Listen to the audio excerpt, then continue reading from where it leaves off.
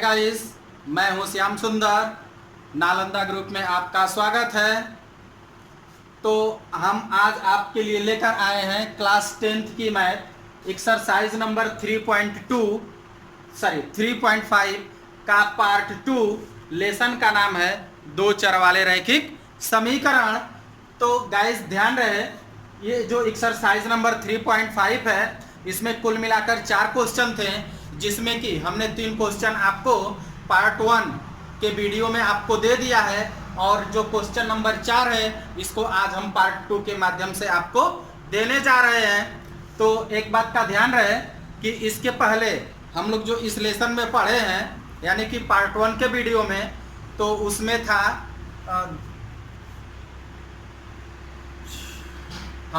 वज्र गुणन विधि। बाकी के 4 विधियां आप लोग पढ़ चुके हैं। तो वज्र गुणन विधि के लेसन में यह भी है आपका क्वेश्चन नंबर 4। तो आइए देखते हैं कि क्वेश्चन नंबर क्या है 4। ये क्वेश्चन नंबर 4 जो है हमारा इबारती प्रश्न है, जिसको कि हमने बोला था कि इसको पार्ट 2 के माध्यम से आपको हम प्रेषित करेंगे। तो आइए देखते हैं कि चौथा क्वेश्चन क्या है।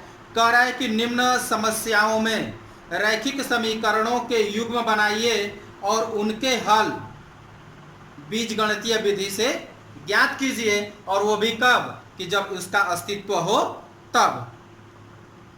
तो आइए देखिए पहला क्वेश्चन क्या कह रहा है, यानी कि चौथे का पहला क्वेश्चन। पहला क्वेश्चन हमारा दे रखा है कि एक छात्रावास के मासिक व्यय का एक भाग नियत है तथा शेष इस पर निर्भर करता है कि छात्र ने कितने दिन भोजन लिया है। जब एक विद्यार्थी एक को 20 दिन भोजन करता है, 1000 रुपये छात्रावास के व्यय के लिए अदा करने पड़ते हैं। जबकि एक विद्यार्थी बी को जो 26 दिन भोजन करता है, छात्रावास के व्यय के लिए 1180 रुपये अदा करने पड़ते हैं। नियत व्यय और प्रतिदिन के भोजन का मूल्य ज्ञात कीजिए। तो आइए ध्यान दीजिए, हमसे क्या पूछ रहा है, नियत व्यय और प्रतिदिन के भोजन व्यय के भोजन का मूल्य क्या है। तो आइए हम मान लेते हैं कि माना नियत व्यय x रुपये तथा प्रतिदिन का व्यय y रुपये है। y रुपये है। तो देखिए हमारी पहली शर्त क्या कह रही है, यानी कि प्रथम शर्त, पहली शर्त हमारी यह कह रही है कि एक विद्यार्थी जो ए है 20 दिन भोजन करता है और उसे छात्रावास में 1000 रुपये जमा करने पड़ते हैं। तो ध्यान दीजिए, नियत व्यय हमने क्या माना है, x रुपये, और प्रतिदिन का व्यय जो है y रुपये है। तो नियत व्यय यानी कि उसे प्रतिदिन जो नियत व्यय है यानी x रुपये परीक्षार्थी ए को देना ही देना है, चाहे वो किसी भी तरह से दे। तो ध्यान दीजिए नियत व्यय तो x रुपया है, फिर उसने 20 दिन भोजन किया है, और प्रतिदिन का व्यय कितना है, y रुपये। तो 20 दिन का व्यय कितना हो जाएगा, 20y हो जाएगा। ध्यान रहे, प्रतिदिन का व्यय y रुपया है, तो 20 दिन का व्यय कितना हो जाएगा, 20y हो जाएगा। और कुल मिलाकर उसने छात्रावास में कितना जमा किया है, 1000 रुपये जमा किया है। यानी कि प्रतिदिन का मिलाकर और ये नियत व्यय दोनों मिलाकर उसने छात्रावास में 1000 रुपये जमा किया है। तो ये आपका हो गया इक्वेशन नंबर 1। फिर देखिए क्या कह रहा है, दूसरी शर्त। ये तो पहली शर्त हो गई। दूसरी शर्त में देखिए क्या कह रहा है। दूसरी शर्त हमारा दिया हुआ है कि जो छात्र बी है वह 26 दिन भोजन करता है। कितने दिन भोजन करता है, 26 दिन भोजन करता है। तो ध्यान रहे, नियत व्यय तो उसका x रुपया है ही, और प्लस एक दिन का व्यय y रुपया है और 26 दिन भोजन करता है तो 26y हो जाएगा। और कुल मिलाकर उसने 1180 रुपए छात्रावास में जमा किया तो ये हो गया बराबर 1180। अब हम इसको हल करेंगे तो आइए हम इसको विलोपन विधि से हल करते हैं। आप देख रहे हैं कि x में दोनों समीकरणों में x की जो वैल्यू है वह इक्वल है। तो आइए इसको हम क्या करते हैं कि समीकरण 1 में से 2 को घटा देते हैं, यानी कि घटाने पर तो ध्यान रहे कि चिन्ह इनके क्या होंगे, बदल जाएंगे। तो बदल जाएंगे तो ये माइनस होगा, ये भी माइनस हो जाएगा और ये भी प्लस से माइनस हो जाएगा। तब ये क्या होंगे, समीकरण 1 में से 2 को जब घटाएंगे तो ये कैंसल हो जाएगा। अब 20y में से 26y को घटाना है तो 20 में से 26 को घटा देंगे तो हो जाएगा माइनस का 6y और इक्वल 1000 में से 1180 को घटाएंगे तो ये बच जाएगा हमारा माइनस का 180, यानी कि माइनस से माइनस कैंसल हो जाएगा तो y बराबर हो जाएगा 180/6। तो ये कट जाएगा 6 के 18 यानी कि 30। अब हम क्या करेंगे कि y का मान समीकरण 1 में रख देंगे या 2 में, कहीं से भी रखकर हम x की वैल्यू को ज्ञात कर लेंगे। तो आइए ध्यान दीजिए, हम यहाँ लिख रहे हैं कि y का मान समीकरण 1 में रखने पर, 1 में इसको रख दीजिए। तो जब हम 1 में रखेंगे तो आइए देखते हैं क्या होता है। ये रहा x प्लस 20 और y के जगह पर क्या रखेंगे 30 बराबर हो गया 1000। तो ये हो गया x प्लस, ये हो जाएगा 2 तिहाई 6 और 2 जीरो आपका ये बढ़ जाएगा बराबर 1000। तो x बराबर क्या हो जाएगा 1000 में से ये 600 इधर आकर माइनस हो जाएगा तो x बराबर हो जाएगा 400। यानी कि ध्यान रहे हमसे क्वेश्चन क्या पूछ रहा है कि नियत व्यय और प्रतिदिन के भोजन का मूल्य ज्ञात कीजिए। तो ध्यान दीजिए कि नियत व्यय कितना है x रुपया, यानी कि प्रतिदिन नियत व्यय क्या है 400 रुपये हो जाएगा और प्रतिदिन का व्यय y रुपया है तो प्रतिदिन का व्यय कितना हो जाएगा 30 रुपया हो जाएगा। ये हमारा हो गया आंसर, x बराबर 400 और y बराबर 30। तो इसे आप नोट करिए, फिर हम इसी के साथ क्वेश्चन नंबर 4 का दूसरा क्वेश्चन लेकर आपके लिए आ रहे हैं। इसको तब तक आप नोट करिए। अब देखिए इसका क्वेश्चन नंबर दूसरा कह रहा है कि एक भिन्न 1/3 हो जाती है जब उसके अंश से 1 घटाया जाता है और वह 1/4 हो जाती है जब हर में 8 जोड़ दिया जाता है, भिन्न ज्ञात कीजिए। तो इसके पहले हमने भिन्न का क्वेश्चन आपको बताया था जिसमें कि भिन्न का अंश को x माना गया था और हर को y माना गया था। यहाँ भी आप वही मान लेंगे कि माना भिन्न का अंश x तथा हर y है, यानी कि भिन्न का अंश x हो गया और हर y हो गया। तब भिन्न क्या हो जाएगी, यानी कि भिन्न बराबर होता है अंश बटे हर, तो ये हो जाएगी x बटे y। तो देखिए पहली शर्त हमारी क्या कह रहा है, यानी कि पहली शर्त क्या दे रहा है, तो पहली शर्त देखिए क्या कह रहा है, कह रहा है कि एक भिन्न 1/3 हो जाती है, 1/3 हो जाती है, यानी कि भिन्न जो है यानी कि x/y यह क्या हो जाती है 1/3 हो जाती है। कब, जब उसके अंश में से 1 घटाया जाता है, यानी कि अंश में से 1 घटाया जाता है और वह 1/4 तब हो जाती है जब उसके हर में 8 जोड़ दिया जाता है। यह दूसरी कंडीशन है, यानी कि दूसरी शर्त हमारी क्या कह रही है, दूसरी शर्त यह कह रहा है कि वह 1/4 हो जाती है, यानी कि क्या ये जो भिन्न है यह 1/4 हो जाती है। कब?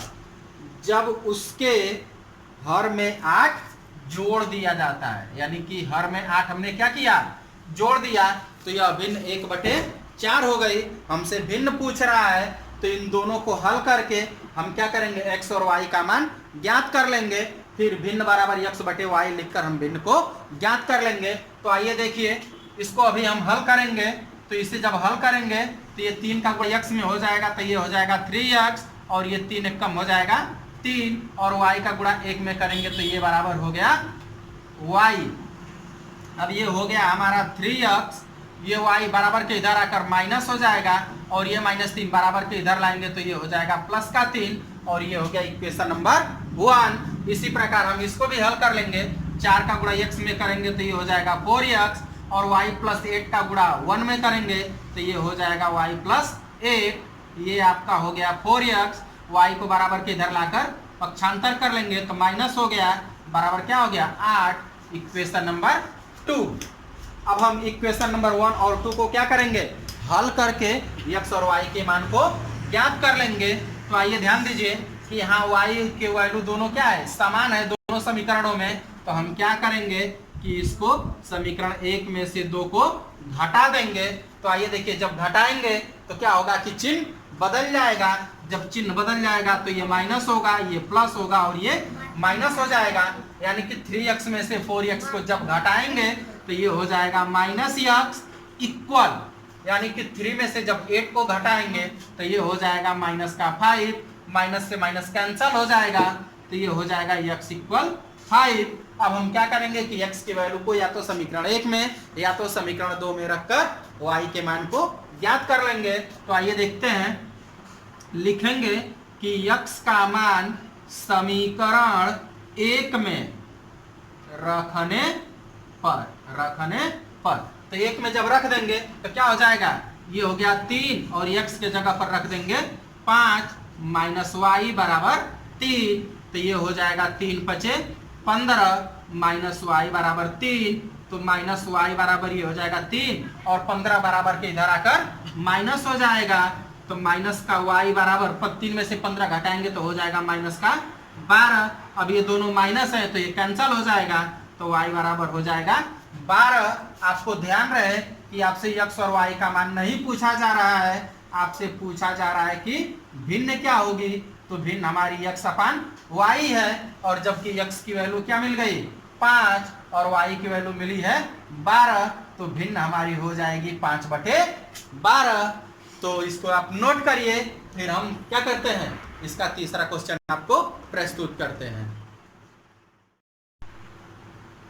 अब देखिए क्वेश्चन नंबर 3 कह रहा है कि यश ने एक टेस्ट में 40 अंक अर्जित किए।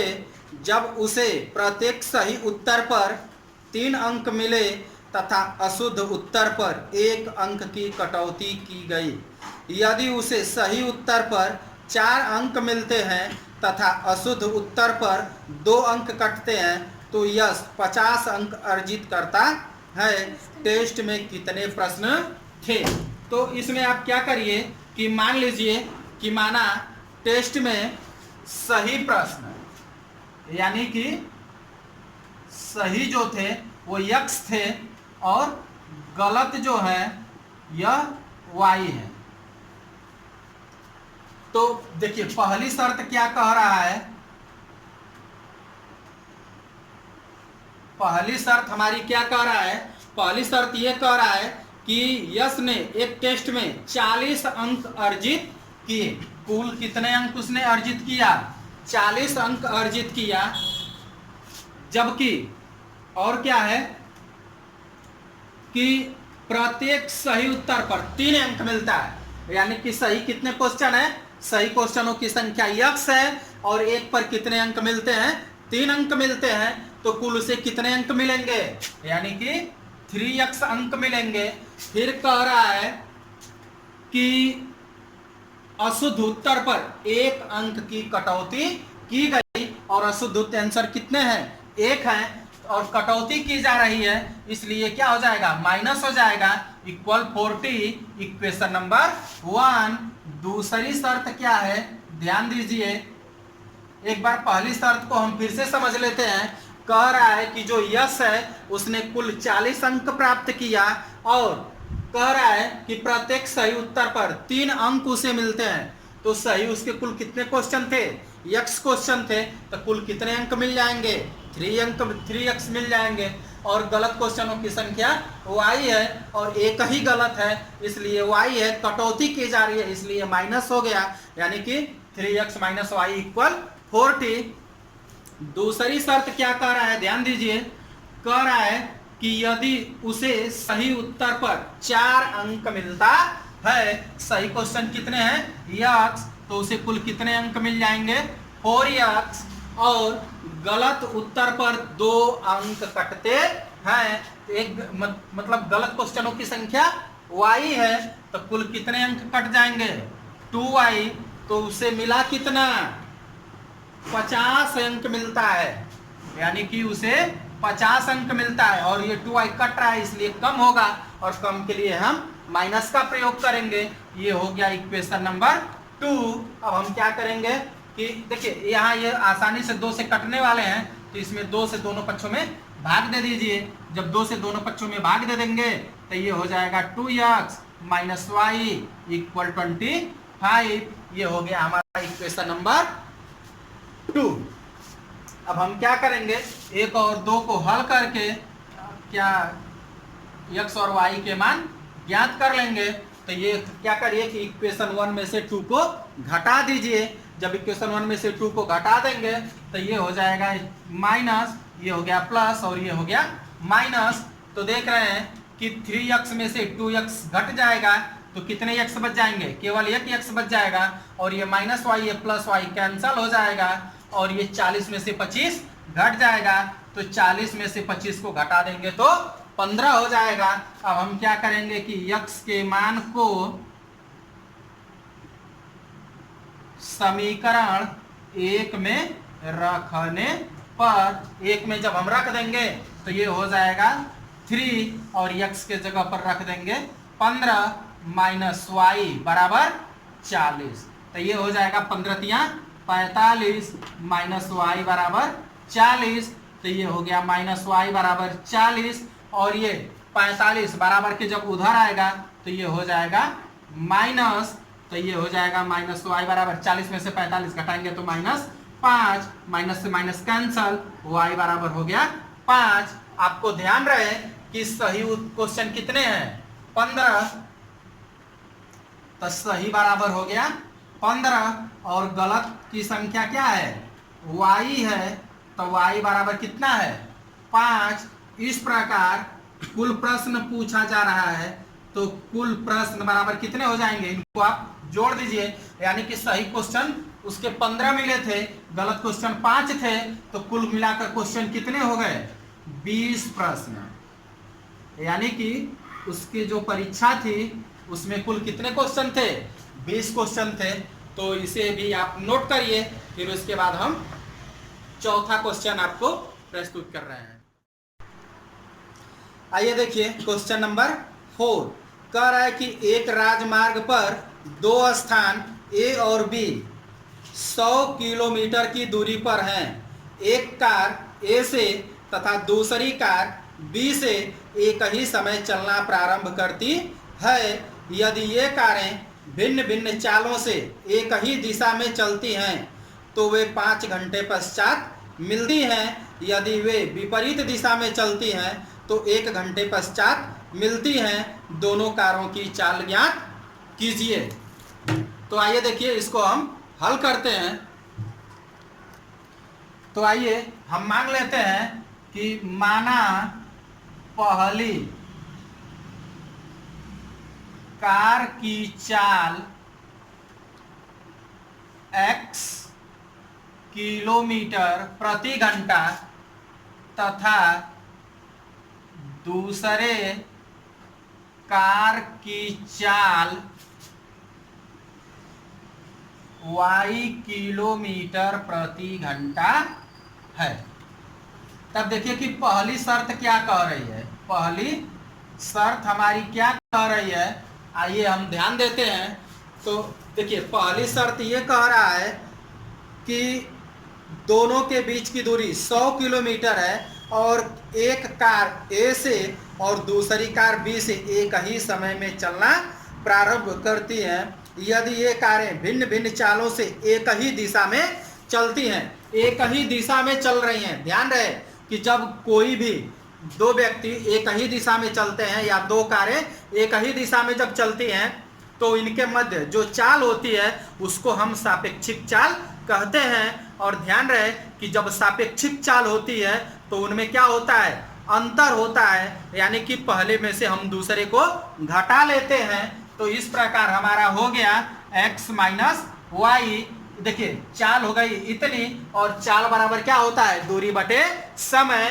तो कुल दूरी कितनी है, 100 किलोमीटर की दूरी है और ये एक दूसरे से कब मिल रहे हैं, 5 घंटे पश्चात मिल रहे हैं। तो ये समय हो गया 5 घंटे। तो चाल बराबर हो गई दूरी बटे समय, समय हो गया 5 घंटे और 100 में 5 की भाग दे देंगे तो ये हो गया 20। ये हमारा हो गया इक्वेशन नंबर 1। अब देखिए कि हमारी दूसरी शर्त क्या कह रही है, दूसरी शर्त क्या कह रही है, ध्यान दीजिए। दूसरी शर्त यह है कि कह रहा है कि यदि वे विपरीत दिशा में चलती हैं तो 1 घंटे पश्चात मिलती हैं। विपरीत दिशा में यानी कि ये कौन सी चाल थी, ये सापेक्षिक चाल थी। तो सापेक्षिक चाल के लिए हमने माइनस का प्रयोग किया है और अपेक्षिक चाल है तो अपेक्षिक चाल के लिए क्या होगा, धन का प्रयोग करेंगे। अर्थात ये हो जाएगा x प्लस वाई इक्वल कितना समय लग रहा है, 1 घंटे लग रहा है। तो ये हो जाएगा चाल बराबर दूरी बटे समय, यानी कि 100 में जब हम 1 की भाग देंगे तो ये हो गया 100 और ये हो गया इक्वेशन नंबर 2। अब हम क्या करेंगे, इक्वेशन 1 और इक्वेशन 2 को हल कर लेंगे। तो आइए देखिए क्या करते हैं, इसको घटाइए ना बल्कि आप इसको जोड़ लीजिए, क्योंकि यहाँ चिन्ह क्या है, विपरीत है। तो जोड़ने पर तो जब जोड़ेंगे तो एक x और एक x कितने हो जाएंगे, 2x और ये माइनस वाई ये प्लस वाई कैंसल हो जाएंगे और बराबर जोड़ेंगे तो 100 और ये 20 120 हो जाएगा। तो x बराबर क्या हो जाएगा, 120 बटे 2 बराबर 60। अब हम क्या करेंगे कि x का मान समीकरण 1 में रखने पर, यानी कि x के मान को जब हम समीकरण 1 में रख देंगे तो ये हो जाएगा क्या, यानी कि 60 माइनस वाई बराबर 20। तो ये हो जाएगा माइनस वाई बराबर 20 और 60 को पक्षांतर कर देंगे तो ये हो जाएगा माइनस का 60 माइनस वाई बराबर, यानी कि 20 में से 60 घटा देंगे तो क्या होगा, माइनस का 40। तो ये माइनस से माइनस कैंसल हो जाएगा तो वाई बराबर हो गया 40। यानी कि आइए यहाँ देखिए, पहली जो कार है उसकी चाल कितनी है, पहली कार की जो चाल है वह कितनी मिली है, x की वैल्यू कहाँ गई, 60 किलोमीटर, यानी कि 60 किलोमीटर प्रति घंटा। और जो दूसरी कार है, दूसरी कार, तो दूसरी की जो चाल है वह कितनी है, y की वैल्यू आप देख रहे हैं कि 40 मिली है। तो ये हो जाएगा 40 किलोमीटर प्रति घंटा। इससे भी आप नोट करिए, फिर हम 5वें क्वेश्चन के साथ मिलते हैं। अब देखिए क्वेश्चन नंबर 5 कह रहा है कि एक आयत का क्षेत्रफल 9 वर्ग इकाई कम हो जाता है यदि उसकी लंबाई 5 इकाई कम कर दी जाती है और चौड़ाई 3 इकाई बढ़ा दी जाती है। यदि हम लंबाई को 3 इकाई और चौड़ाई को 2 इकाई बढ़ा दें तो क्षेत्रफल 67 वर्ग इकाई बढ़ जाता है। आयत की विमाएं ज्ञात कीजिए। तो ध्यान रहे कि आयत है तो आयत में क्या होता है, लंबाई और चौड़ाई होती है। तो आप मान लीजिए कि माना आयत की लंबाई x मीटर तथा चौड़ाई y मीटर है। यानी आयत की लंबाई को क्या माना गया, x और चौड़ाई को y मीटर माना गया। तब आयत का क्षेत्रफल क्या हो जाएगा, xy वर्ग मीटर, यानी कि मीटर स्क्वायर हो जाएगा। अब देखिए कि पहली शर्त क्या कह रहा है, पहली शर्त तो देखिए, तो कह रहा है पहली शर्त कि आयत का क्षेत्रफल 9 वर्ग इकाई कम हो जाता है। तो क्षेत्रफल आप क्या देख रहे हैं कि एक्स वाई है, तो यह एक्स वाई जो है यह 9 वर्ग इकाई कम हो जाता है। कब? जब उसकी लंबाई 5 इकाई कम कर दी जाती है। तो लंबाई जब 5 इकाई कम कर देंगे यानी कि कितनी हो जाएगी, तब ये x माइनस 5 हो जाएगी। और कह रहा है कि चौड़ाई 3 इकाई बढ़ा दी जाती है। तो चौड़ाई y है, y को 3 इकाई आप बढ़ा दीजिए, तो ये हो जाएगा आपका x minus 5 into y plus 3। यह ऐसा इसलिए हो रहा है क्योंकि क्षेत्रफल का सूत्र क्या होता है, लंबाई गुणे चौड़ाई। तो लंबाई इतनी है और चौड़ाई इतनी है, तो दोनों का हमने गुणा कर दिया, जो कि मूल क्षेत्रफल से क्या है, 9 वर्ग इकाई की कमी हो जाती है। अब हम इसको हल करेंगे और x y का मान निकाल लेंगे। तो ध्यान दीजिए, x का गुणा y में करेंगे तो ये हो जाएगा एक्स वाई, x का गुणा जब 3 में करेंगे तो ये हो जाएगा 3x, y का गुणा जब 5 में करेंगे तो ये हो जाएगा माइनस का 5y, और माइनस 5 का गुणा 3 में करेंगे तो हो जाएगा 5 तिहाई 15, और ये हो जाएगा आपका एक्स वाई माइनस 9। तो ध्यान रहे कि ये दोनों तरफ एक्स वाई है और चिन्ह दोनों के समान है, इसलिए कैंसल हो जाएंगे। ध्यान रहे यहाँ गलती हो गई, ये माइनस का गुणा जब प्लस में होगा तो ये माइनस का 15 होगा। तो आइए देखिए, ये हो गया आपका 3x और ये है आपका माइनस 5y, और ये इक्वल हो गया माइनस 9, और ये इसको हम पक्षांतर कर देंगे तो ये हो जाएगा माइनस से प्लस, यानी कि ये हो गया आपका 3x माइनस 5y इक्वल 15 में से 9 घट जाएगा तो ये हो जाएगा 6। Equation number 1। अब देखिए दूसरी शर्त क्या कह रहा है, दूसरी शर्त ये कह रहा है कि यदि हम लंबाई को 3 इकाई और चौड़ाई को 2 इकाई बढ़ा दें, यानी कि लंबाई x है तो इसमें 3 इकाई बढ़ा दिया जाए, और चौड़ाई को 2 इकाई बढ़ा दिया जाए। चौड़ाई y है तो इसको 2 इकाई बढ़ा दिया जाए। अब क्षेत्रफल कह रहा है कि 67 वर्ग इकाई बढ़ जाता है। तो पहले क्षेत्रफल कितना था xy, और बढ़ कितना गया, 67 वर्ग इकाई बढ़ गया। तो आइए अब इसको हम हल करें। x का गुणा y में करेंगे तो xy हो जाएगा, x का गुणा जब 2 में करेंगे तो 2x हो जाएगा, y का गुणा जब 3 में करेंगे तो ये हो जाएगा 3y, और 3 दुना के प्लस का 6 हो जाएगा, और इक्वल हो गया कि xy प्लस का 67। तो देखिए ये xy से xy कैंसल हो गया, बचा क्या, 2x प्लस 3y इक्वल ये 67 है, और ये प्लस का 6 बराबर के इधर आकर माइनस का 6 हो जाएगा, और ये हो गया आपका 2x plus 3y equal plus का 61। ये हो गया इक्वेशन नंबर 2। अब हम क्या करेंगे कि इक्वेशन 1 और इक्वेशन 2 को हल करेंगे। एक बात आपका ध्यान रहे कि इसमें न तो y वाली राशि इक्वल है और न ही x की ही इक्वल है।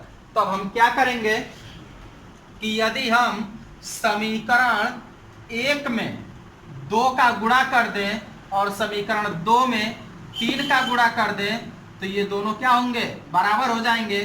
तो आइए ध्यान दीजिए, हम क्या कर रहे हैं कि समीकरण 1 में 2 का गुणा कर देंगे। जब समीकरण 1 में 2 का गुणा कर देंगे तो ये हमारा हो जाएगा कि 3 दुना के 6x, और 2 का करेंगे तो हो जाएगा 2 पचे 10y, और 2 का गुणा करेंगे तो हो जाएगा 2 छके 12। अब हम बल्कि इसे समीकरण नंबर 1 बना लेते हैं, और सॉरी इसको 2 बनाते हैं, और ये एक यही रहने दीजिए, इसको हम चेंज कर लेंगे और यहाँ लिख देंगे कि समीकरण 1 में 2 से गुणा करने पर।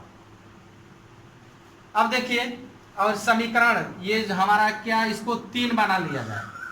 अब हम क्या करेंगे कि समीकरण 3 में 3 से गुणा कर देंगे। तो 3 से जब गुणा कर देंगे तो ये हो जाएगा 3 दुना के 6x, 3 से गुणा करेंगे तो 3 3 के 9y, और 3 का गुणा करेंगे तो 3 1 कम में 3 और 3 6 के 18, ये हो गया इक्वेशन नंबर 4। अब आप देख रहे हैं कि इक्वेशन नंबर 2 और इक्वेशन नंबर 4 में दोनों ये x की जो अचर राशियां हैं वो बराबर हैं। तो हम क्या करेंगे कि समीकरण 2 में से लिखेंगे यहाँ कि समीकरण 2 से समीकरण 4 को घटाने पर, जब घटाएंगे तो चिन्ह क्या होंगे, बदल जाएंगे। तो ये माइनस हो गया, ये भी माइनस हो जाएगा और ये भी माइनस हो जाएगा।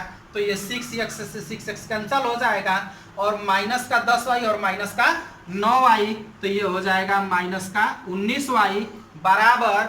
अब आप देख रहे हैं यहाँ की समीकरण 2 में ये प्लस का 12 है और ये माइनस का 183 है, तो इसमें से ये घट जाएगा, यानी कि 3 में से 2 घटा देंगे तो 1 हो जाएगा और 8 में से 1 घटाएंगे तो 7 हो जाएगा और ये 1 आपका बच जाएगा, माइनस का है, दोनों तरफ माइनस है तो माइनस से माइनस कैंसल हो जाएगा। तो y बराबर हो जाएगा 171/19 और 171 जो है कि 171 में 19 से भाग देंगे तो शायद 19 नवा 171 होता है, तो ये हो जाएगा, कट जाएगा, यानी कि y बराबर क्या हो गया, 9 हो गया। अब हम क्या करेंगे कि y के मान को समीकरण 1 में रखने पर, 1 में रखकर हम x के मान को ज्ञात कर लेंगे। तो x हमारा यहाँ दिख रहा है, एक समीकरण यहाँ दिख रहा है, तो ये हो जाएगा 3x माइनस 5y और y के जगह पर क्या रख देंगे, 9 रख देंगे और बराबर कितना है, 6।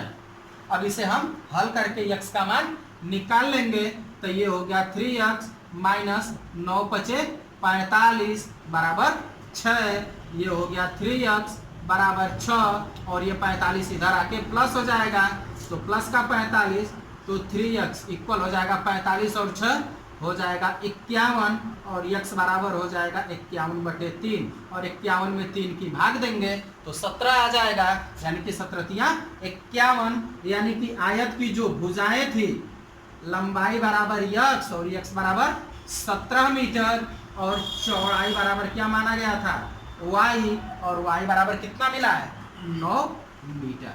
तो इस प्रकार ये एक्सरसाइज आपकी समाप्त हुई, आप इसे नोट कर लीजिए। तब तक के लिए धन्यवाद। हाँ, ये वीडियो जो है आप अपने पढ़ रहे हैं, अपने साथियों को भी शेयर करिए ताकि वो भी आपकी तरह पढ़ सकें। तब तक के लिए धन्यवाद, नमस्कार, फिर मिलते हैं अगले वीडियो में।